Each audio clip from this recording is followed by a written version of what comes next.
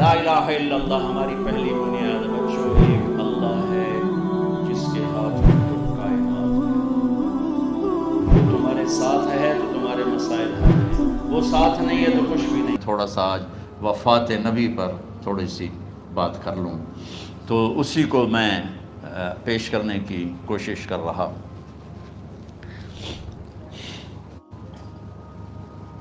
تو 53 برس کی عمر میں آپ نے مکہ سے مدینہ کی ہجرت فرمائی، اور 10 برس آپ نے مدینہ میں قیام فرمایا۔ 11 ہجری میں آپ حج کے لیے تشریف لے گئے، اور یہ صورت آئی 11 تاریخ کو، 11 حج کے، ذوالحج، اذا جاء نصر اللہ والفتح۔ اس میں اشارہ تھا کہ میرے نبی آپ کا مشن مکمل ہو چکا ہے، اب آپ ہمارے پاس آنے کی تیاری فرمائیں۔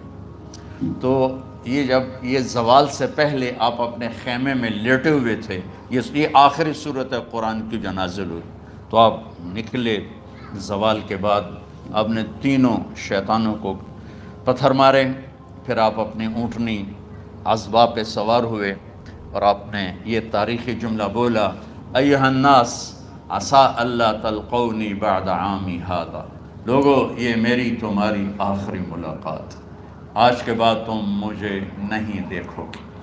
واپسی پر آپ نے معاذ بن جبل کو مدینے سے یمن روانہ فرمایا، تو معاذ بن جبل سے ایسی محبت تھی کہ ان کو سی آف کرنے کے لیے 7 میل پیدل چلے، 7۔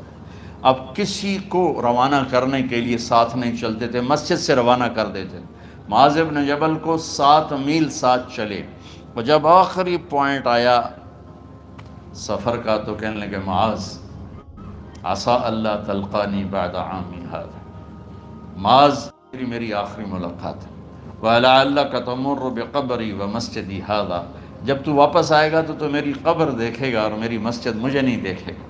تو فَبَكَى مُعَاذٌ جِشْعًا لِفِرَاقِ رسول اللہ، تو معاذ بن جبل پھوٹ پھوٹ کے رونے لگے آپ کی جدائی کا تصور کر، تو آپ کی آنکھوں میں بھی آنسو آ گئے، تو آپ نے جلدی سے منہ یوں پھیر لیا، معاذ پیچھے ہو گئے اور آپ ادھر ہو گئے، اپنے آنسو چھپا لیے، اور فرمایا، معاذ ان اول الناس بی المتقون من کانوا وحیث کانوا، معاذ اس جدائی کا غم نہ کر، جو تقوی پر مرے گا وہ میرا سب سے قریب ہوگا، چاہے وہ پاکستان میں ہو چاہے افریقہ میں ہو، میرے سب سے قریب وہ ہوں گے جو تقوی والے ہوں گے، جو اللہ سے حیا کرنے والے ہوں گے۔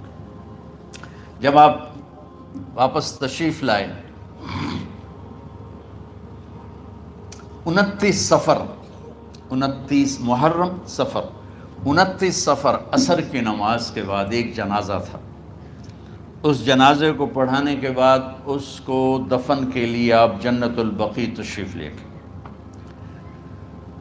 وہاں سے واپس ہونے لگے تو سر درد اٹھا، اور وہ درد ایک دم بڑھنا شروع ہوا، اور اس دن باری حضرت عائشہ کے گھر کی تھی، تو آپ گھر میں تشریف لاتے لاتے درد کے ساتھ بخار، تیز درد، تیز بخار، اور 14 دن، 12 ربیع 29 30 2 دن یہ، اور 12 دن اگلے 14 دن آپ نے بیماری دیکھی، مسلسل سر درد اور مسلسل بخار، اور روزانہ آپ جب گھر بدلتے، اس وقت 9 بیویاں زندہ تھیں، تو آپ پوچھتے کل کس کی باری ہے،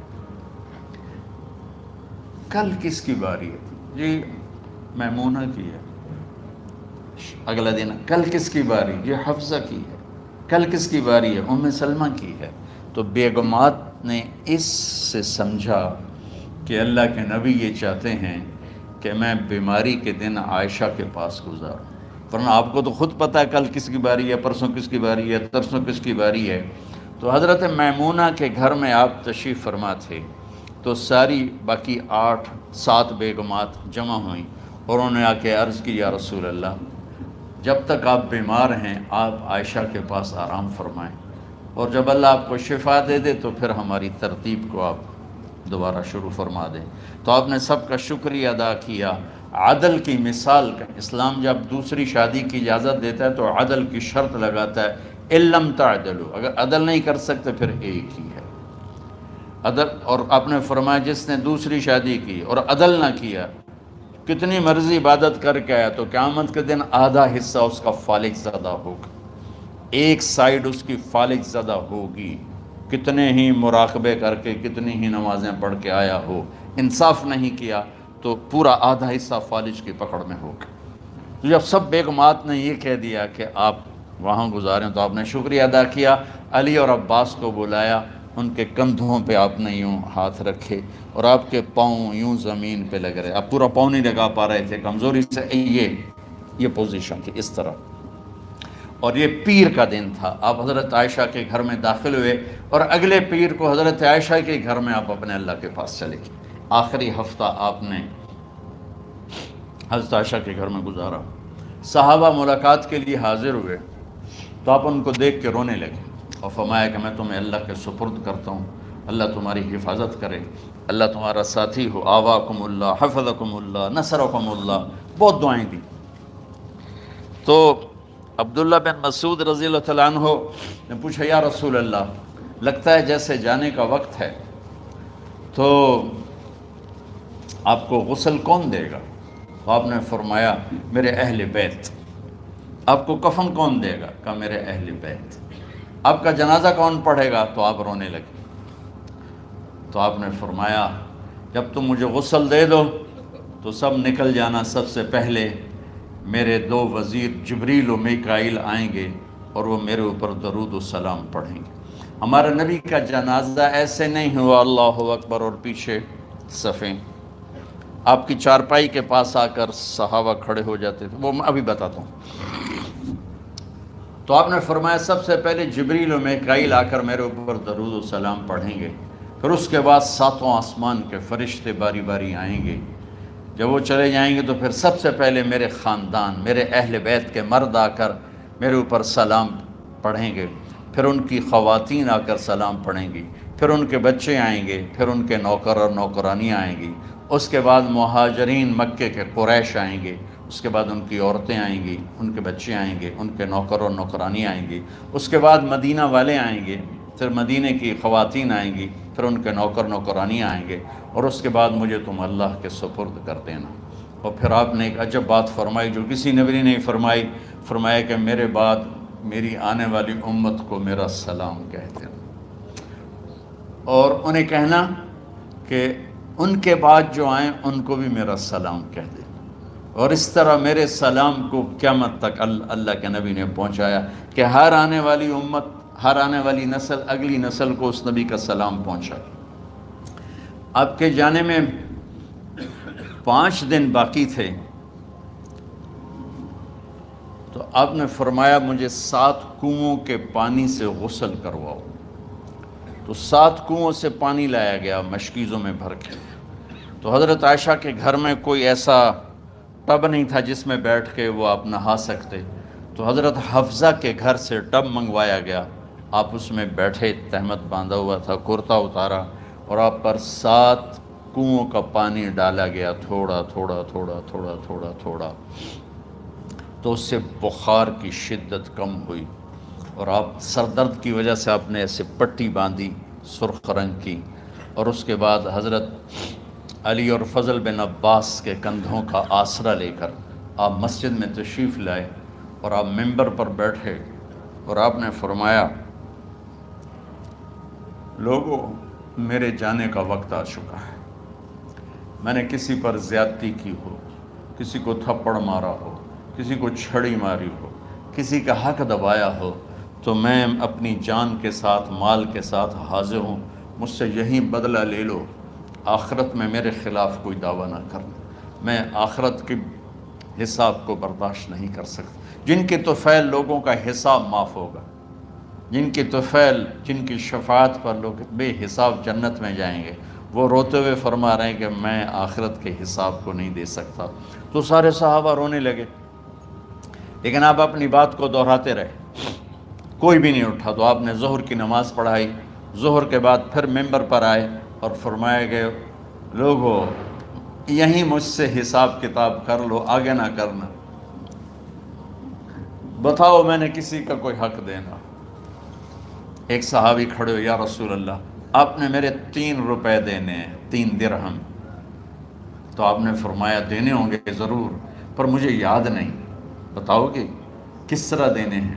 کہ یا رسول اللہ آپ کے پاس سائل آیا تھا، آپ سے مانگا، آپ کے پاس تھے نہیں، تو آپ نے مجھ سے کہا تیرے پاس کچھ ہیں؟ تو میرے پاس 3 درہم تھے، تو آپ نے فرمایا تو دے دے، میں بعد میں ادا کر دوں گا۔ تو ہاں یاد آ گیا۔ تو میرے نبی کے گھر میں تو تیل نہیں تھا، ایک چھٹانگ جس سے چراغ جلتا، پیسہ کہاں سے آتا؟ تو آپ کے سامنے آپ کے کزن فضل بن عباس کھڑے تھے، آپ نے فرمایا فضل میرا قرضہ ذمے لیتے ہو؟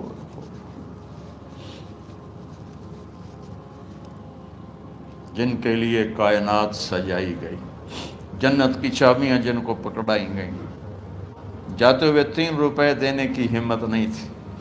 کہا فضل میرا قرضہ ذمے لیتے ہو؟ کہا جی یا رسول میں اپنے ذمے لیتا ہوں۔ کہا اس سے لے لینا۔ آپ گھر تشریف لے گئے، نماز کے لیے آتے تھے، پڑھاتے تھے۔ جمعرات کو عشاء کی نماز پڑھانے کے لیے اٹھ نہیں سکے، گر گئے، پھر اٹھنے لگے، اٹھ نہیں سکے، گر گئے، پھر اٹھنے لگے، اٹھ نہیں سکے۔ تو آپ نے فرمایا ابو بکر سے کہو نماز پڑھائے، عشاء کی نماز۔ ابو بکر ذرا پیچھے کھڑے تھے، عمر آگے کھڑے تھے۔ تو لوگوں نے کہا نماز ہی پڑھاونی، کوئی پڑھا دے۔ تو انہوں نے حضرت عمر کو آگے کیا، انہوں نے کہا اللہ اکبر۔ جب حضرت عمر کی تکبیر سنی تو آپ نے اندر سے زور سے فرمایا عمر کو پیچھے کرو، ابو بکر کو آگے کرو، میرے رب کا فرمان ہے میرے مصلی پر ابو بکر کے سوا اور کوئی کھڑا نہیں ہو سکتا۔ جمعرات کی عشاء، جمعہ ہفتہ اتوار کی 15 نمازیں، اور پیر کی فجر کی 16 اور جمعرات والی 17 نمازیں ابو بکر نے پڑھائیں میرے نبی کی موجودگی میں۔ ہفتے کے دن ظہر یا عصر میں آپ علی و فضل بن عباس کے کندھوں پر ہاتھ رکھ کے مسجد میں داخل ہوئے اور ابو بکر نماز پڑھا رہے تھے۔ ادھر محسوس ہوا کہ اللہ کے نبی آ رہے ہیں، تو ابو بکر نے یوں پیچھے ہٹنا شروع کیا ایسے تاکہ مصلی سے ہٹ جائیں۔ تو آپ نے ایسے ہاتھ کا اشارہ فرمایا کہ کھڑے رہو، ہٹو نہیں، کھڑے رہو۔ تو وہ پھر آگے مصلی پر آ گئے۔ تو آپ تشریف لائے اور الٹے ہاتھ ابو بکر کے ساتھ بیٹھ کر آپ نے ظہر یا عصر کی 4 رکعت نماز ابو بکر کی امامت میں ادا فرمائی۔ یہ آپ کی آخری نماز تھی مسجد کے اندر امت کے ساتھ، اور تشریف لے کے جمعہ کا دن تھا۔ جبریل آئے، یا رسول اللہ مجھے اللہ نے بھیجا ہے کہ جاؤ میرے محبوب کا حال پوچھ کے آؤ۔ اللہ اکبر۔ تو اب درد اور بخار دونوں چیزیں تھیں، سر کا درد بھی ہیوی ویٹ تھا اور بخار بھی، تپش۔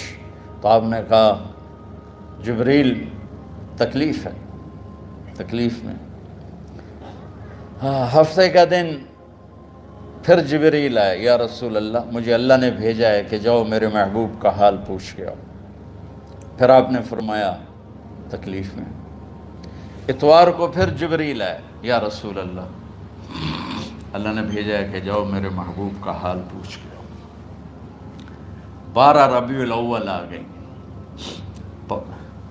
632 عیسوی اور 11 ہجری۔ آپ کی طبیعت میں بشاشت آئی، تو صحابہ نماز پڑھ رہے تھے، آپ نے دروازہ کھول کے سب کو یوں دیکھا۔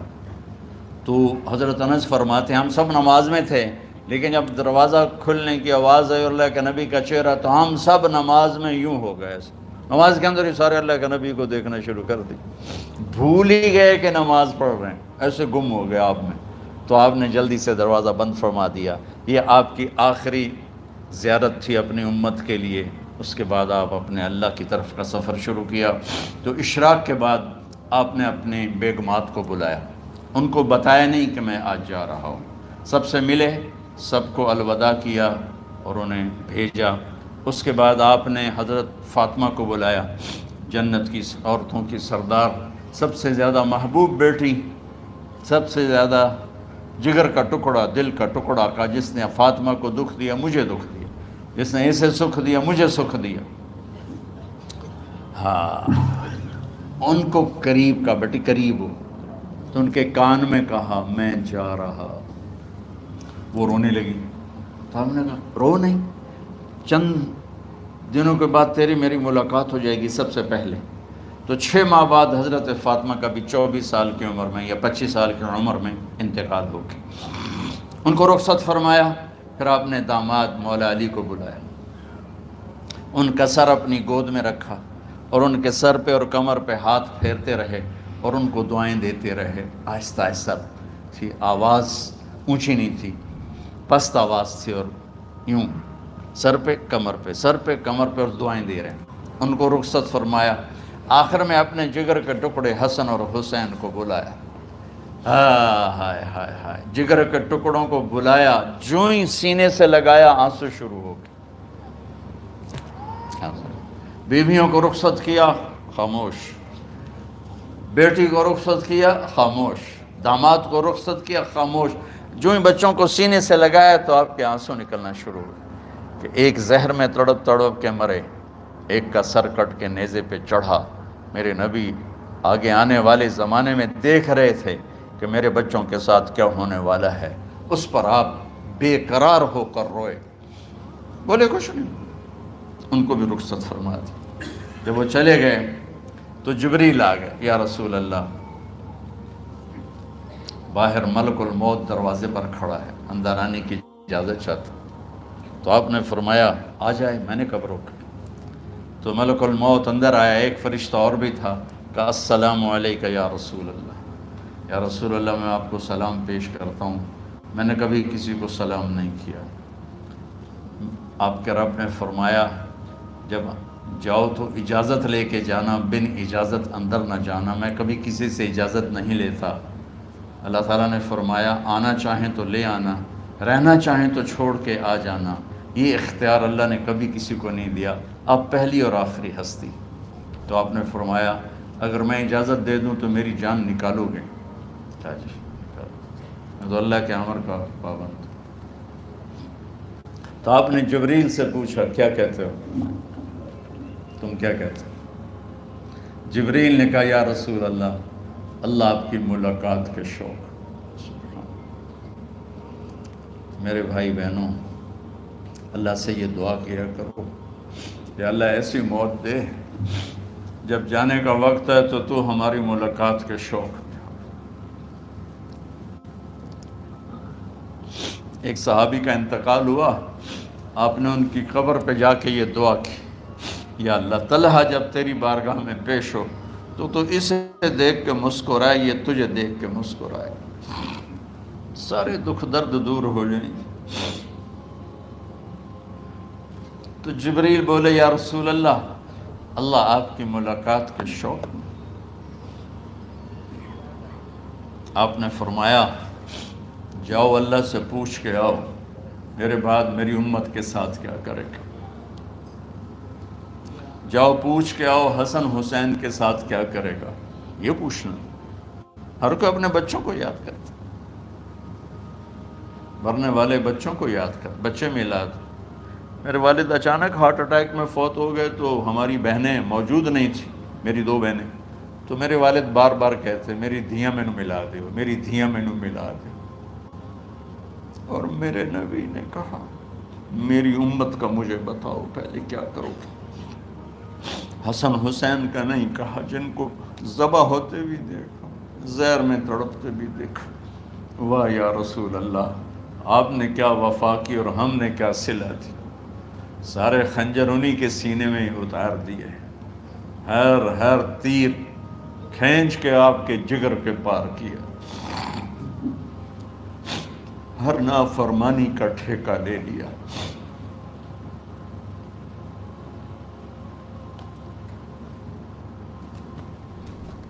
کہ آؤ پوچھ کے آؤ میرے بعد میری امت کا کیا کرے گا۔ تو جبریل جا کر پیغام لائے کہ اللہ تعالیٰ فرما رہے ہیں ہم آپ کی امت کو تنہا نہیں چھوڑیں گے۔ میرے رب کی عزت کی قسم، خواتین و حضرات، میرے رب کی عزت کی قسم، میرے نبی یہ بات نہ اٹھاتے تو کوئی ہم میں خنزیر بنتا، کوئی بندر ہو جاتا، کوئی کتا ہو جاتا، کوئی سانپ بچھو بن جاتا۔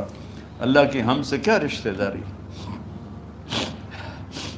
اس کملی والے پہ درود و سلام پڑھو جس نے اولاد کو پیچھے کر کے تمہیں اللہ سے مانگا، اور محشر کے میدان میں جب جہنم آ کے ایک چیخ مارے گی اور آدم سے لے کر عیسیٰ علیہ السلام تک ہر نبی کہے گا نفسی نفسی، ہر ماں باپ کہے گا نفسی نفسی، ہر بیٹا بیٹی کہے گا نفسی نفسی، ہر خاوند بیوی کہے گا نفسی نفسی، ہر بھائی بہن کہے گا نفسی نفسی۔ حضرت ابراہیم کہیں گے یا اللہ کسی کا سوال نہیں کرتا، میری جان بچا۔ عیسیٰ علیہ السلام کہیں گے یا اللہ میں اپنی ماں مریم کا بھی سوال نہیں کرتا، میری جان بس نفسی نفسی۔ کہ ہنگامے میں ایک آواز آئے گی امتی امتی۔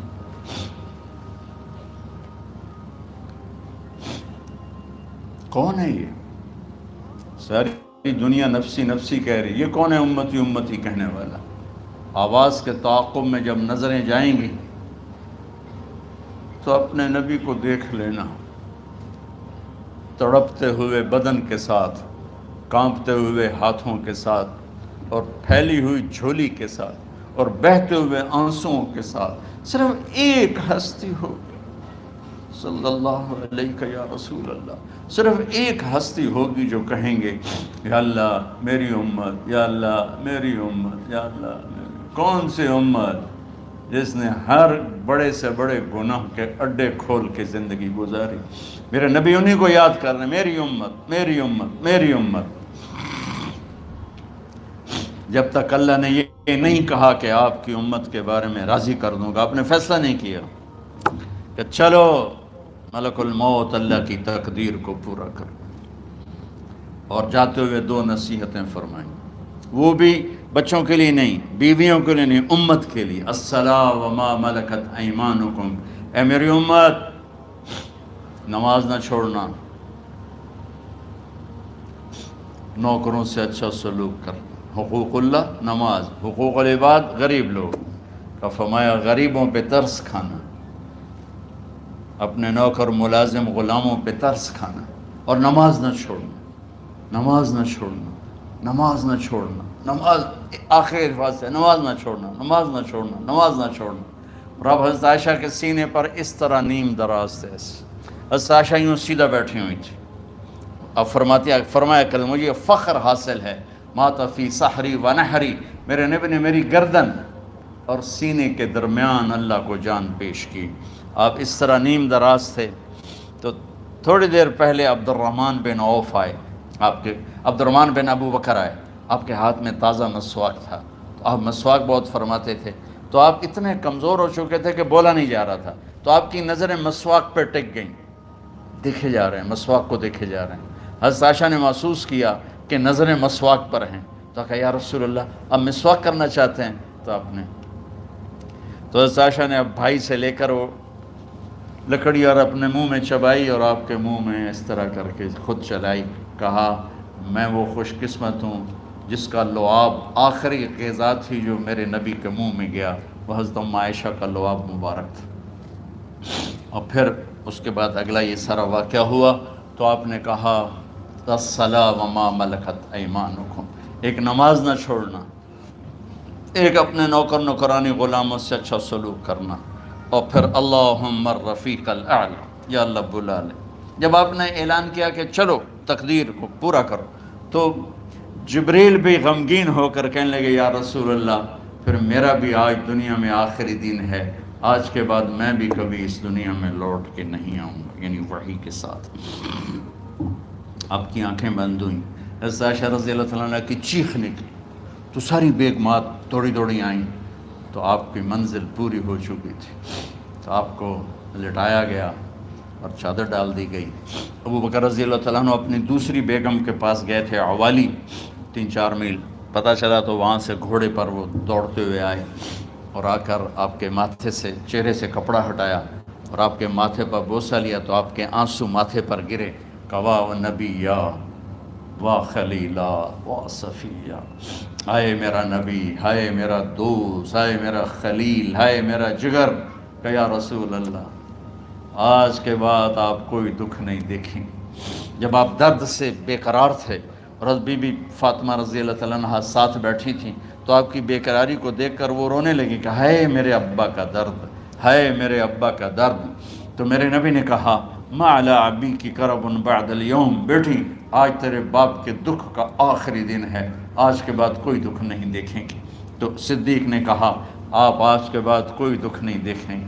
اب تشریف لے گئے مسجد میں تو کوہرام مچا ہوا تھا، کچھ گمسم تھے اور عمر رضی اللہ عنہ تلوار اٹھائے ہوئے تھے۔ جو کہے گا اللہ کا نبی فوت ہو گیا میں سر اڑا دوں گا، وہ فوت نہیں ہوئے، وہ اللہ کے پاس گئے۔ ایک جنونی کیفیت پیدا ہوگی، وہ واپس آئیں گے، سارے کفار سے جہاد کریں گے۔ تو ابو بکر ممبر پر آئے، کہا عمر بیٹھ جاؤ۔ عمر کہنے لگے نہیں بیٹھتا، انکار نہیں بیٹھتا، اور تلوار ایسے۔ سبحان اللہ، واہ صدیق واہ۔ آپ نے ممبر پہ کھڑے ہو کر، کیا سونے سے بھی لکھے جائیں تو کم ہے، قیمت اس سے زیادہ ہے۔ میرے صدیق نے کہا لوگو من کان یعبد محمدا فإن محمدا قد مات، جو محمد کی پوجا کرتے تھے تو آج محمد کو اللہ نے موت دی تھی۔ ومن کان یعبد اللہ فإن اللہ حی لا یموت، اور جو اللہ کی پوجا کرنے والے ہیں وہ یاد رکھو ان کا اللہ زندہ ہے، موت سے پاک۔ پھر آپ نے اِنَّکَ مَیِّتٌ وَإِنَّهُمْ مَیِّتُونَ، میرے محبوب آپ کو بھی موت آئے گی اور ان سب کو موت آئے گی۔ حضرت عمر فرماتے ہیں جب میں نے یہ آیت سنی تو میں یوں نہیں گرا، ایسے گرا سیدھا، ٹانگوں سے جان نکل گئی تو یوں گرے ایسے ایسے یوں، اور کہنے لگے مجھے یقین ہو گیا کہ موت آ گئی اور اللہ کے نبی ہمیں چھوڑ کے چلے گئے۔ تو